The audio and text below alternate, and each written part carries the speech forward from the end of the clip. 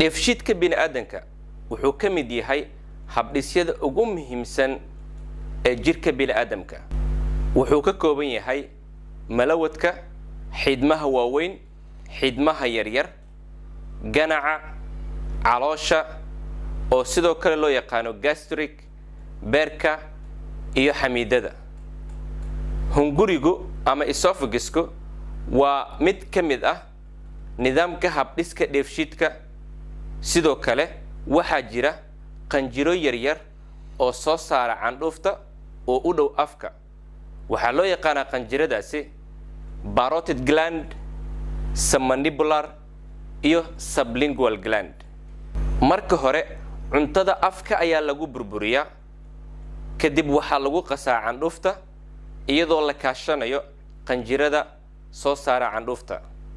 candhuuftu waxay ka kooban tahay enzyme ama dheecaan dheefshiidka kiimikeed oo loo yaqaano amylase, ka oo durbaba bilaaba dheefshiidida carbohydrateska ku jira afka.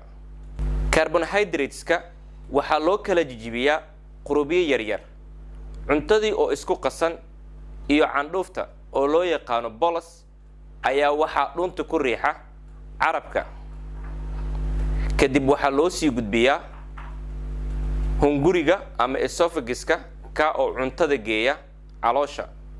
hungurigu wuxuu leeyahay dhexroor kaas oo u ogolaada noocyada kala duwan ee cuntada in loo gudbiyo caloosha. sidoo kale hungurigu wuxuu leeyahay dhowr lakab. labada lakab ee ugu sareysa ayaa mas'uul ka ah socodka iyo qulqulka cuntada oo loo yaqaano peristalsis. lakabyada caloosha ay leedahay waxaa ka mid ah sida tunica adventitia, stratum longitudinale, stratum circulare, tela submucosa, lamina muscularis iyo lamina propria. caloosha ayaa badanaa loo qaybiyaa 6 qaybood oo kala ah fundus, cardia, body, antrum, pylorus iyo duodenum. caloosha waxay gudaha ku leedahay wax loo yaqaano rugaay, ka oo u ogolaada in ay weynaato marka cuntada la cuno. derbiyada caloosha waxaa ku jira glandis ama qanjiro. waxay soo saaraan mucus kaas oo awood u leh inuu ka ilaaliyo gidaarka caloosha aashitada qarsoon ee caloosha. gastric acids-ka ama aashitooyinka caloosha waxaa la soo saaraa si fudud iyadoo qofka uu urinayo ama uu arkayo cuntada. sidoo kale waxaa la soo saaraa xilliga fiditaanka ay samayso caloosha. ku dhowaad 1 ilaa 2 liitar oo dheecaan ah ayaa la soo saaraa maalintii. maadaama hungurigu uusan lahayn lakab wax difaaca sida caloosha iyo hungurigu waxaa kala saara sphincter oo loo yaqaano lower esophageal sphincter. sphincterkani wuu furmaa marka cuntada laga soo riixo dhanka hunguriga ama esophagus-ka oo la gelinayo caloosha.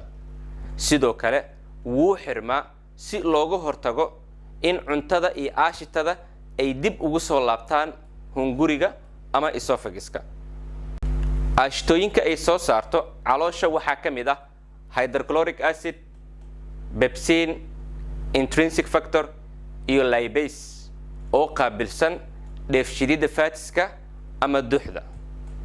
la soco qaybaha xiga ee habdhiska dheefshiidka.